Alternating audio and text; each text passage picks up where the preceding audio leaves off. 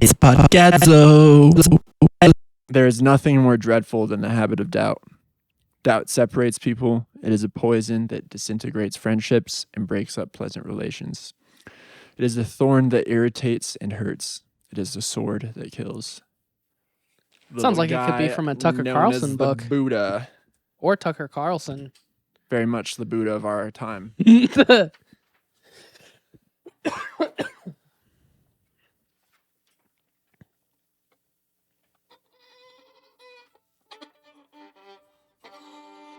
Oh, you cut the bow on the body.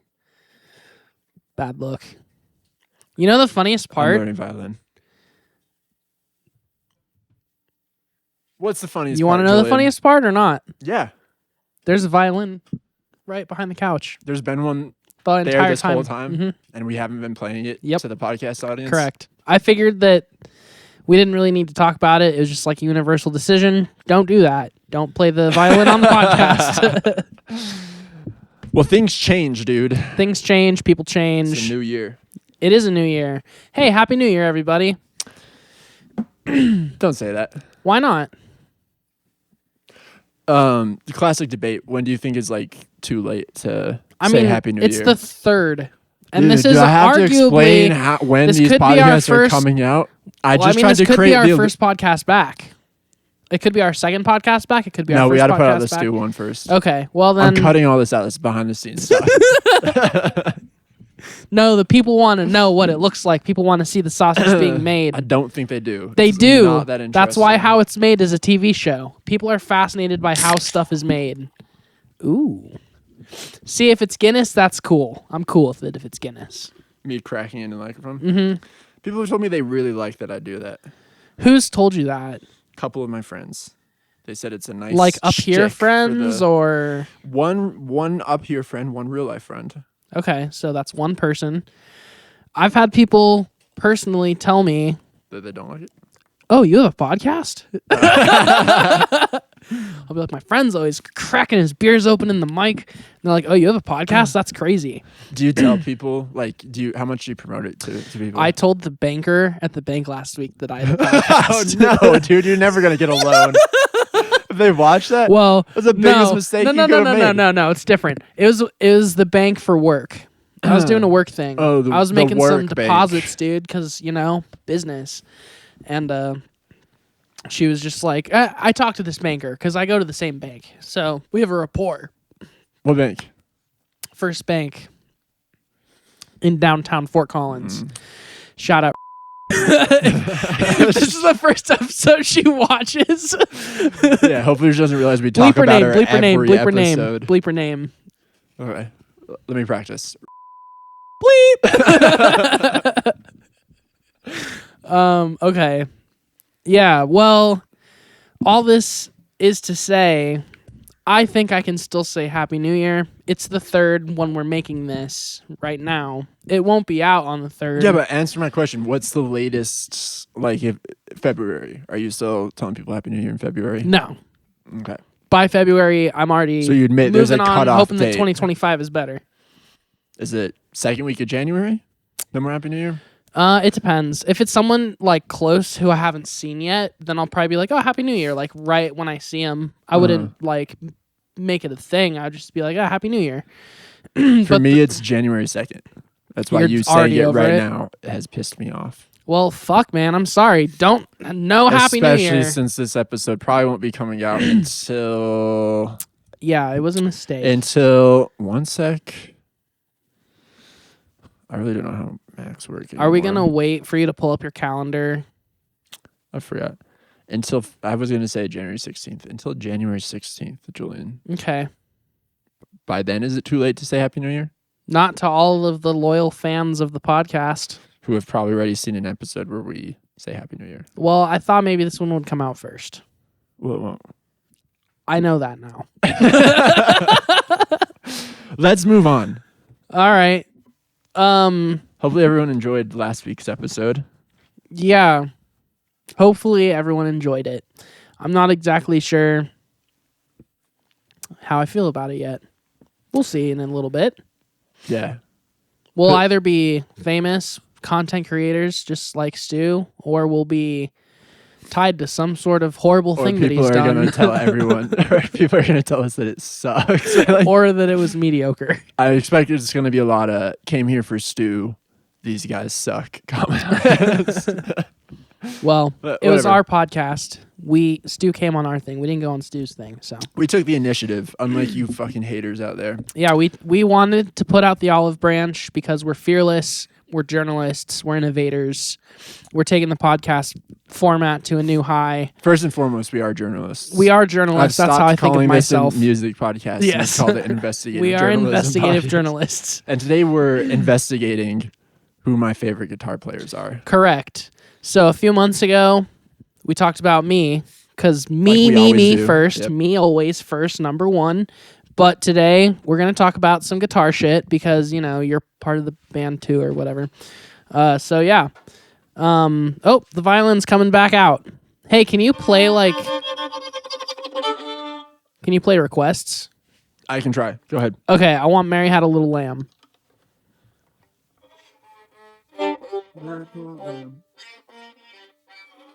That's not That's close. It's not even the same rhythm as Mary Had a Little Lamb. Well, I'm still learning how to use a bow, dude. Lay off. Do you have rosin? You got to make your bow sticky. I hardly know her. All right. Well, do you want to talk about guitarists or not? Because at this point, I'm pretty much ready to wrap it up. I want to talk about violin. Okay. Who are your favorite violinists? I've always said a violin is a mini guitar. True. Because the guitar came way before the violin. Yes, electric guitar started it all. No, we can move on from violin talk. All right. Well, you play guitar and stuff. You're quite good at it, in fact. You've been good at it for a long time. As if you need to tell people that after they saw me play the violin. They know I'm good at guitar, dude. I remember back in the day in good old high school, the first time I saw your high school band play, I watched you guys and I was very surprised by your talent because just based on who you are as a person, would have taken you to be very good. But you're pretty good. High praise. And you're even better. Well, nah, never mind. I was going to say you're an even better songwriter, but you can't be a better songwriter than you are a guitarist. I guess you could be.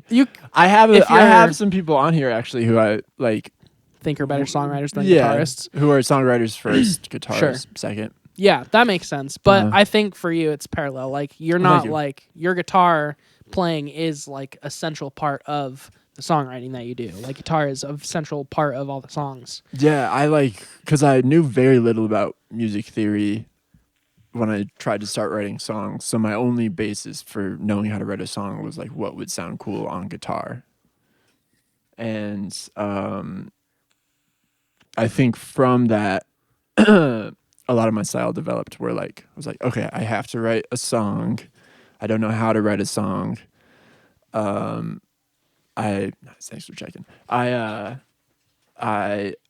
only know how to play guitar, so I have to come up with something on guitar that sounds interesting and could be a song. And so that's how I got good at guitar. I think was from trying to write songs. Okay. Well, that's cool. If that makes sense. I mean, yeah, I think most people, well, maybe not most people. When it comes to guitar, most people I've met start songwriting because they get to a point where they've learned guitar enough and they're bored. Yeah. And then they start Exactly. fucking around. I never had any interest in being playing guitar center riffs, Mm-hmm. or learning the blues. Fuck the blues. I admire people who, so there's you can decide on a discipline like that. You can practice day in, day out, become the best blues guitarist there is. But that's a pretty narrow lane to put yourself in. And that's very objective, where it's if you have two dudes ripping the blues, there's going to be one that is a better guitar player, better blues player. And it's a very competitive field. A lot of dudes go that route. For me, it seemed restrictive. And like I said, I was I have friends who are better, who are they're shredders. I'm not interested in finger tapping or learning how to solo like them. I was only interested in like coming up with my own thing and, finding my own lane within music and the guitar. And part of that maybe is like insecurity, where it's like if I like become a unique guitar player, not that I really consider myself one, but like, if I find my own approach to the instrument, my own like lane to playing and stuff, I can't be compared to like other guys who are better guitar players than me. So I think maybe there was some of You that. copped out. Yeah, exactly. I was like, well, I don't want to like, because there's going to be one guy who exceeds at being the best blues guitar player. And if you're going to be in it, you got to be the best. Exactly. You're not going to What's be the fucking second point? best. Yeah, do it for love of the game, for passion. Mm-hmm. I hate music. Yeah, music sucks. It's boring, Yeah. derivative. I'm in this purely for notoriety. Mm-hmm. Quick buck. Quick buck, fame. Hasn't been working out. I don't know what you're talking about. We're loaded. Yeah, we're doing all right for music. For music, we're doing good. Yeah. We both have full-time jobs, but I do that for fun. that's on the side. Yeah. All right, so you've painted a picture now of like who you wanted to be, how you found yourself being who you are as a guitarist and a songwriter. I think for pretty much everyone, your list of favorites are people who helped you along the way, like helped you find who you want to be, and you draw influence from people whether or not you really realize you're doing it. So Yeah. who are they? Who are the fucking people? Okay, we did this kind of on the spot, so I'm going to miss some names. I'm sure there are people Which is perfect I because wanna this is mention. exactly how you made me do it. You had some prep, didn't you? No. Did we do it day of? We did Okay. it day of. Well, so that's even more embarrassing because you came up with a very comprehensive and impressive list I of think it like was about- 30 plus people. Well, maybe. But I'm a loser. Yeah, you are a fucking loser. All right. So I'm just going to go down the list, I guess, right now in no particular order. And then, I'm going to go in the order that I made the list, but I made the list in no particular order. That's what I meant to say. Thank you for clarifying. First on the list. And he would be first on any of my lists. Let me guess. Even if this wasn't order. Well, shit. Go ahead, guess. I mean, I think I can't really read your handwriting, but I think I saw the name, but I think I would have guessed this anyway. Johnny Marr. It is Johnny Marr. Okay. Johnny Marr is from the Smiths. It's crazy we haven't done the Smiths episode yet. I know. Well, I don't really like the Smiths. That's fucking so. That's what we need to talk about in the Smiths episode. That's what we talk about on like all of the episodes. Either that or Oasis. All right, Johnny Marr. He's been, since I've heard of Johnny Marr and learned who Johnny Marr was, my go-to answer for who's my favorite guitarist, who's the best guitarist, who's the coolest guy. It's Johnny Marr. Johnny effing Marr. You can cuss. It's okay. I decided that's one of my resolutions. I want to cuss Cuss less less? on podcadzo. Really? Well, I want to cuss more then. All right. Yeah, Johnny Marr from the Smiths. I remember the night I first learned of Johnny Marr. I was watching. Have you ever seen Jules Holland's show? Yes. I used to have a channel when I lived with my parents when I was in high school that we would just play Jules Holland's every night, and Johnny Marr was on it, and he played "How Soon Is Now" in his solo band, and it was like a come to Jesus moment for me, or a what do you call that? A come to Jesus moment. No, I don't think that's what I want to say. It starts with an epiphany. It was epiphany, an epiphany for me. A come to Jesus moment. Watching Johnny Marr play. I remember what first caught my eye was he was playing a Jaguar that I now have. That's what I play in the band. It's a Johnny Marr signature Jag. No big deal. Hey. So at that time, I really wanted a Jag. I was like, oh, cool. That guy's playing a Jag. And I was like, that's Johnny Marr. He's playing his Jag. Like, he's the number one Jag dude. I was like, oh, okay. Should pay attention to this. And then he started playing How Soon Is Now. Probably one of the most iconic riffs ever. Super tremoloed, just open chord. And does a cool slide thing on that song too. And I was just absolutely captivated by this performance. And like I said, my dad was there watching with me. So I was like, who's that Johnny Marr? Like, and he's like, yeah, Johnny Marr is in this band called the Smiths. And so This horrible band. I immediately went and like listened to every Smith song I could. I found a Smith CD that my dad owned in the basement, had that on repeat for the next 3 years. Johnny Marr became my guy.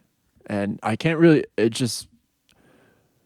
say like what attracted me to his playing so much, but it was like everything I wanted to do with guitar that I couldn't verbalize or, couldn't express at that point. I was like, this is how I want to play. This is how I want it to sound.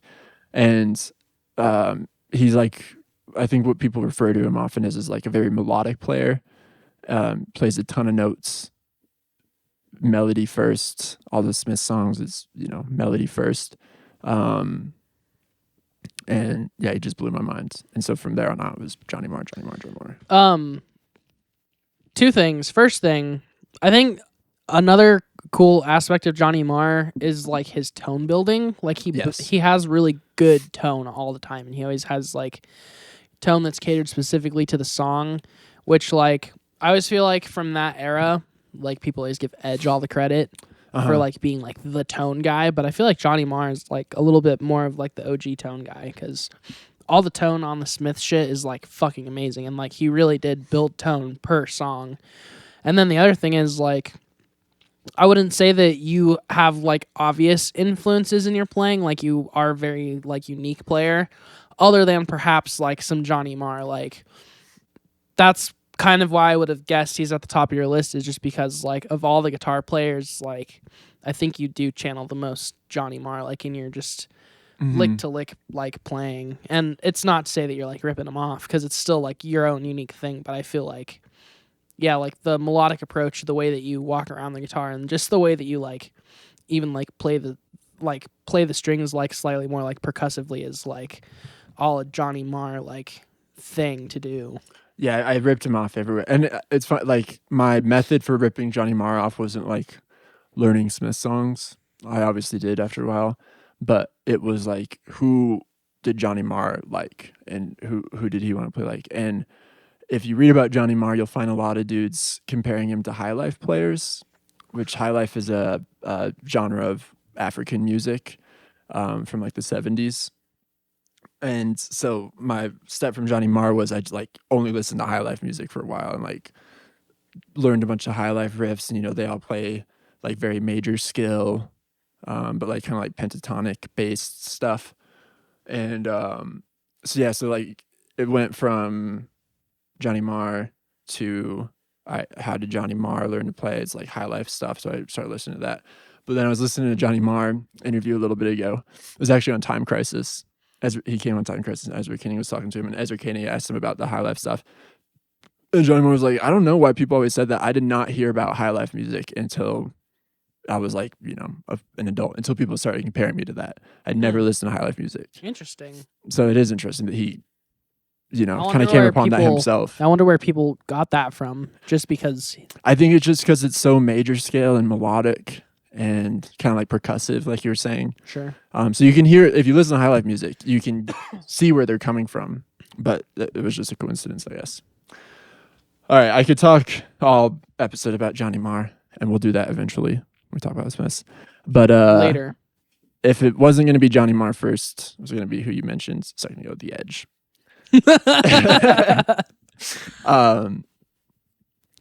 I couldn't help but. Did we do a YouTube episode already? Yeah, we did. Okay. So I talked about it then. We should do another one. We should.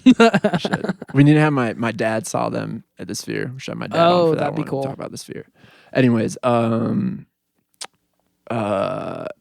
dad, as we've talked about on the podcast before, was in a U2 tribute band in my younger years. So all he played was U2, and that's as I was learning how to play guitar. So all I heard was U2 songs. And my first music-related gift I ever got from my dad was a delay pedal. And so I had no choice but to learn some U2. To play like The Edge. So it's something I try to avoid, sounding exactly like The Edge. But as with, I think, every guitarist our age and 10 years older than us, like, all guitarists for the last, like, 15 years, 20 years have just been trying to not rip the edge off. most guitar dudes, like boring guitar center dudes, they all have the thing in common where most people have it, that they hate U2. Mm-hmm. And everyone shits on the Edge for playing such simple parts and that it's all effects and stuff. And to them, I say, you're an idiot. Look where music has gone. The Edge is probably the best guitar player of all time.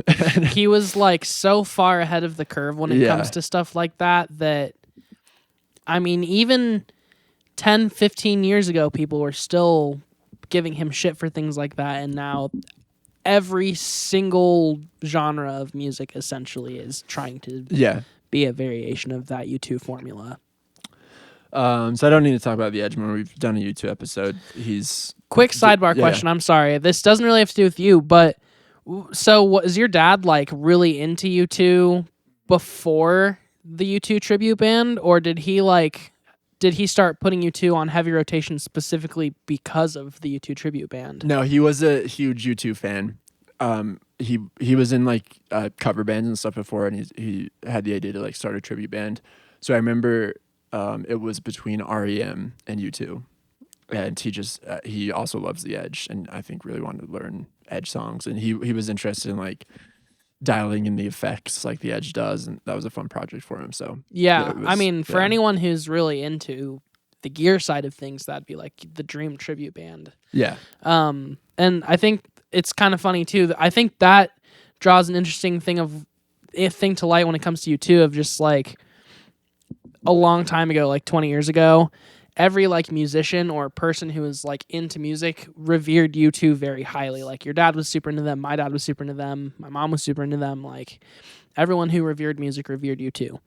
And I think it's a classic instance of them just like overstaying their welcome, kind of like the Rolling Stones. We've been shitting on them a lot for overstaying their welcome. Like they made themselves kind of a joke, but they were at one point like super duper highly revered. Like and you could say that you liked U2 and it wasn't like a joke. People who hate on U2 nowadays, it's because you don't understand it and you haven't listened to U2. Yeah. It's like, for me, if you don't like U2, it's like not liking the Beatles. It's like you're saying that to be edgy because that's a fun thing to say. And you don't understand the cultural significance around U2, just the same way that people don't understand the significance around the Beatles. Mm-hmm. Sorry. No. Dude, don't apologize for talking about U2 to me. That's all we should ever talk about on this podcast. This is now a U2 pod. Yeah. All right. Second guy. It's funny he's second in my list, but he is. Edge was second, but third, Andy Summers from the Police. I was the band you mentioned that I was in high school was a power trio, very much like the Police. Someone after a gig we played one time compared us to the Police. I'm not sure if it's because we were a power trio and that just reminded them of the Police, or if it was because we actually sounded like the Police. I was like, oh, that's cool. I like the Police. Is this some like an angle we could have that we're like the Police? So I got really into the Police and really into Andy Summers, and from there I realized developed an actual love for Andy Summers, and he's an incredible guitar player.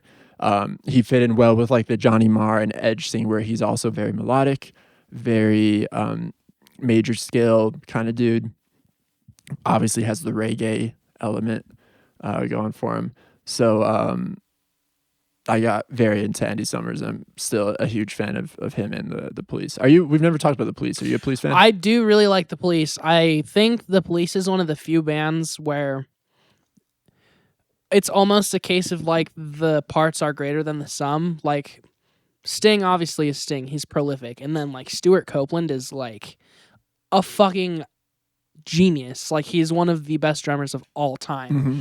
And then Summers, like just prolific guitar playing. And again, like I think ahead of the curve in a lot of ways. Like they combine genre in a lot of ways that like bands at the time really weren't doing super often, and yeah, they had like a lot more of like a worldview than I think a lot of bands did. There was like Yes, and like King Crimson and like those types of like really nerdy bands, but then the Police was like an accessible version of, I feel like, that type of movement at the time. They're like you too in the sense that they came out of the punk thing and like we're trying very hard to be a punk band, but we're like just too good. They made themselves like accessible. Yeah, like by just being they were too good to universally play talented. the punk music, and I have punk guitars on here. That's no slight to punk, but they were just too virtuosic or whatever to. They wanted more than like one repetitive type of thing. I really like the Police. Next, obvious one, Jimmy Page. Nice. I tried to avoid putting like Fuck yeah. classic guitar heroes on here, but before it was Johnny Marr. If anyone ever asked me, my favorite guitar player was Jimmy Page, and that came from my dad. My dad drilled that into me. I was He's gonna like, ask, make like- sure you know that Jimmy Page is the best guitar player who's ever lived. Yeah. It's not even a debate. Jimi Hendrix, cool and everything. It's Jimmy Page though. I would argue it's like Jimmy Page or Jack White. Yes. Writing down Jack White. I knew there was some important people I was listening. Write down Josh Homme while you're at it. Yeah. Not to make your list for you. Thank you. But yeah, no, I think that's a really good one to have on your list for sure.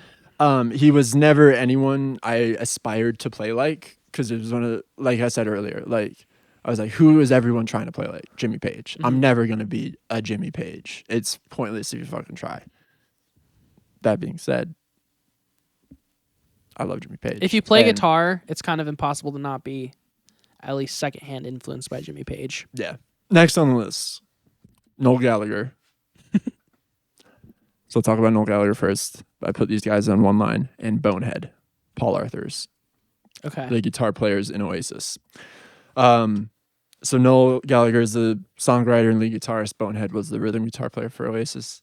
Noel Gallagher is someone I've obviously tried to emulate, unlike Jimmy Page. As soon as I heard Oasis, said, I want to play like this. I want songs to sound like this. I want to dress like them. I want to dress like them. them. I want to, yeah. He is nothing less than a godlike genius. I'd put him up there with McCartney and Lennon as songwriters go. Songwriter, like first? Yeah. So he's one of those like we were talking about earlier, where it's like he developed his guitar abilities to keep up with like his songwriting abilities. No one can put like what I call like cowboy chords, like your classic G, C, Ds, together like Noel Gallagher can. But he's also like an incredibly great and unique and idiosyncratic lead guitar player too. Like it's very easy to recognize a Noel Gallagher lead. Totally. And he has a lot of kind of like signature licks and stuff that he incorporates in his leads that I think are that perfect. That's kind of what comes from when you learn an instrument to supplement a frontman thing. Like I feel like that's kind of like what Chris Cornell had going on, like writing really unconventional parts because you wouldn't take the conventional approach of a guitarist, Yeah. Paul Arthurs, Bonehead from Oasis, I think is admittedly like he would admit this, wasn't ever a gifted guitar player or anything, or wasn't virtuosic or anything. But I think what people have realized many years detached from Oasis is that so much of the Oasis sound and aggression and feel came from Bonehead. And I've just read a thing actually that like people around the band said like the whole Oasis sound was all Bonehead. Like Noel knew how to write songs, but Bonehead like knew how to play guitar and knew how to turn them into like a rock and roll song. Bonehead quit the band after Be Here Now came out. Why? I think he was just burnt out. Couldn't like at that point they were so successful. So Gwigsy, the bass player, and Bonehead kind of quit around the same time. Okay. And so they got Jem in the band then, who's also a great guitar player. But put him on the list. So anyway, shout out Bonehead.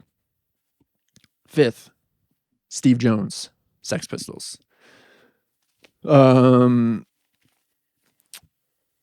I think so early in like my high school band's career, someone saw us play and said that I had a real punk rock Steve Jones thing going on. I think that was a nice way of him saying, you don't know how to play the guitar well, but you're trying.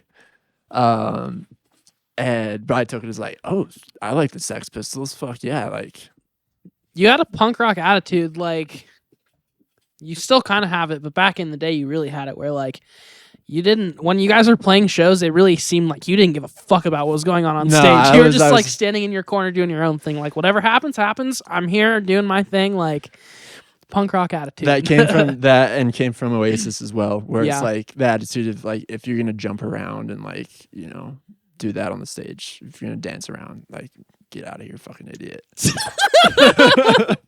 I still kind of carry that. I think, again, it was maybe like a self-protection thing where it was like I had a little bit of stage fright and it was easier to play if I just stared at the ground and stood in one place. But all my favorite guitar players did that. Johnny Marr did that. Noel Gallagher did that. Jimmy Page, by all rights, danced around a little bit, but that's because he's Jimmy Page. Anyways, but Steve Jones is a dude who didn't know how to play guitar, but turned not being able to play guitar into one of the greatest punk bands of all time and, embraced his style. I think he became probably the most recognizable punk guitar player out of everything. The most, he invented the Sex Pistols sounds, which so many bands have ripped off since then or used as inspiration. So I put Steve Jones up there with like Edge, Johnny Marr in terms of how significant they are and inspirational and important to bands that came after them. Okay, fucking crazy. Yeah, Nice. So Steve Jones.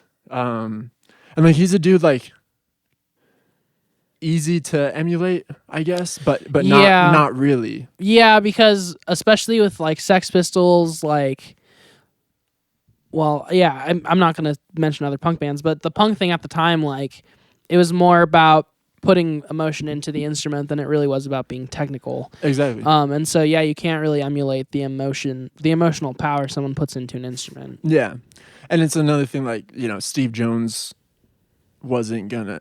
You need a Johnny Rotten if you're gonna be a Steve Jones, Right?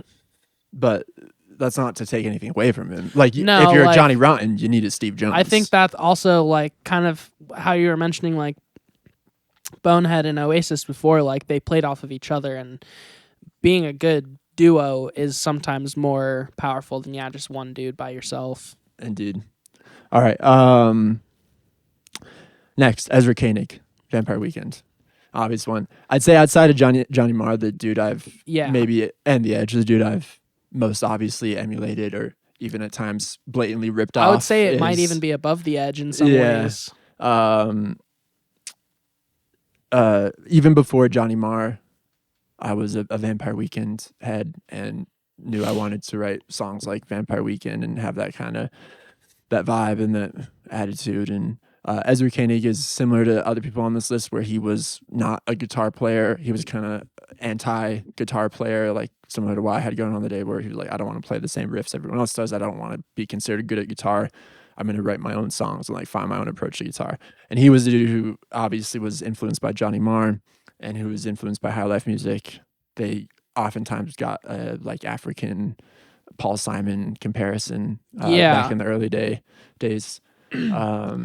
And Ezra Koenig is one of the not one of the few, but he's a good example of someone who picked it up as a side thing and like became truly prolific at it. Like he's a brilliant guitar player. Yeah, he is. And I mean, like their sound has evolved a ton. Like they're now definitely like a great guitar band, especially with Father of the Bride. Like they got a bunch of jam band comparisons. But I guess Rostam deserves to be there with Ezra Koenig because Rostam also, his main instrument was keyboard synth, but when he played guitar, the two of those guys together were fucking incredible. Yeah. Next, Stone Gossard from Pearl Jam. Oh, okay. He's a rhythm guitar player for Pearl Jam and the primary songwriter. I've never tried to emulate Stone Gossard, but Pearl Jam was one of my biggest, a band I've loved obviously back in the day, and Stone Gossard like is up there. Like he belonged in like the classic rock age. Like the grunge thing is so funny because like Stone Gossard was just trying to write like Zeppelin songs. Yeah. It was the guys around him that kind of turned it into grunge. But Stone Gossard, great guitar player. Next, Graham Coxon Okay. from Blur. Nice. I became like a Blur super fan a little bit later, already into my guitar career. And this is gonna sound arrogant maybe, but like as soon as I heard Blur, I was like, I think Graham Coxon and I kind of have some similarities as guitar players. I'm not comparing myself to him in like skills or songwriting ability at all, but he is maybe like one of the best like alternative music guitar players of all time, and like really push the genre forward and incredible riffs. He was the only guitar player in Blur. I mean, David played sometimes, but so he had a great mix of like lead and rhythm capabilities, which I always tried to do. Yeah, that is one of the cool things about Blur is his ability to like be so full as a single guitarist. And I've never been in a band with more than one guitar player, so it's always been me doing rhythm and lead. So it's when I got into Blur, I was like, Graham Coxon is the gold standard for this, and he continues to be a big inspiration for me. Back to 70s punk, Mick Jones from The Clash. Nice. Even before the Sex Pistols, I was a Clash super fan. I'd still put them in easily my top 5 bands of all time. Honestly, I probably would put him in maybe not my top 5, but in my top 10. Yeah. And Joe Strummer is probably my favorite frontman and maybe my favorite singer of all time. And he's, don't get me wrong, an amazing guitar player, and like the way him and Mick Jones played off each other. But Mick Jones was kind of the guitar powerhouse in that band. Yeah, totally. And I think he also was. I mean, Strummer brought a lot of the genre exploration in, but I think that the two of them together are like what pulled it off so well. Next, Nick Valenci and Albert Hammond Jr. from The Strokes. These guys belong on the same line because they're both excellent guitar players by themselves. But I think outside of, I don't know, fucking the Rolling Stones, there's not a better guitar duo or more identifiable and idiosyncratic guitar duo than Nick Valenci and Albert Hammond Jr. And big tone guys too. Big tone guys. They made like clean guitar tone cool again. Yes. And also like they're some dudes who have like signature guitars and signature sounds in a day, like within like the indie rock movement. Not a lot of guys had that, like a signature guitar they played or a signature sound. Nick Valenci had his hollow body Epiphone. Albert Hammond Jr. had that Olympic white Strat. It's very classic and cool to look at, and yeah, big tone guys. I'm gonna interject someone here that I want to talk about. Sam Holiday from Two Door Cinema Club. We talked about him. I didn't have him on the list, but I know I was forgetting someone. Sam Holiday was a big guy for me too. The whole melodic thing, rhythmic guitar, melody first. I know you're not a big Two Door Cinema Club guy, but they were a huge band for me. I don't know anything about and them. I like studied Sam Holiday for a long time, and he was amazing on stage. Great tones, great style. So great guitar player. Robert Smith from The Cure. We haven't talked about The Cure much. I'm sure you love The Cure. Yeah, I do really like The Cure. I think The Cure, in a lot of ways, The Cure is like your favorite band's favorite band. You know what I mean? Yes. Like they influenced so many people that are like really famous today. Yeah. People that you wouldn't assume. When Robert Smith became a big guy for me, I was in Nashville and I met this guy at a honky tonk, this Scottish guy actually, who was the best guitar player I'd ever seen in my life, like chicken picking country Western style guitar.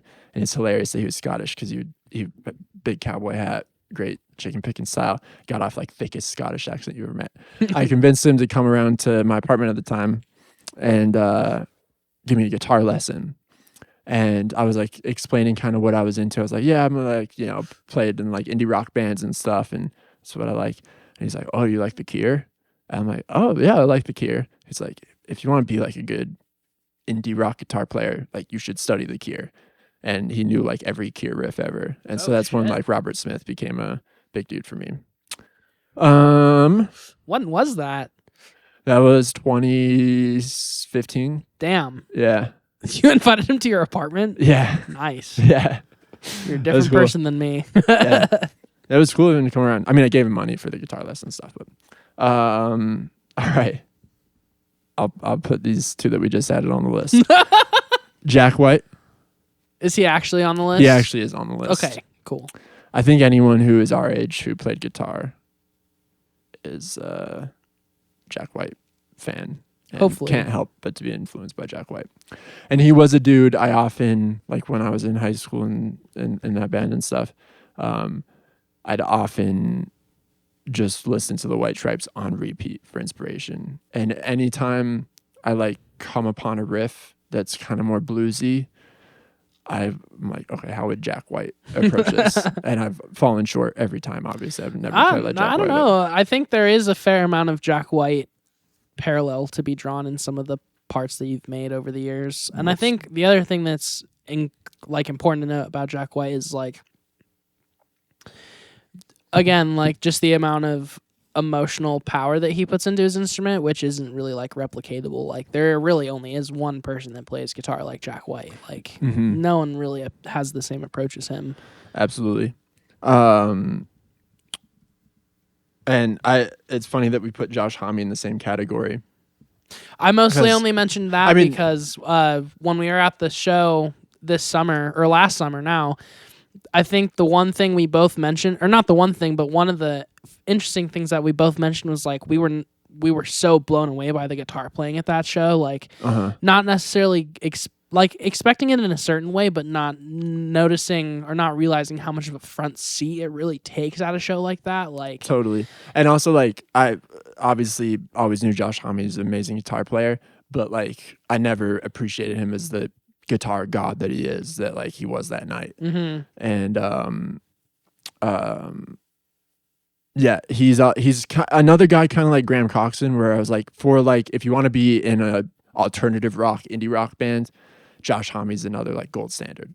Like as a songwriter, as a dude who's like developed his own unique style, he's a legend. And yeah, he's just virtuosic at his instrument too. Like he makes it look so easy. He does it with very little effort. Yeah.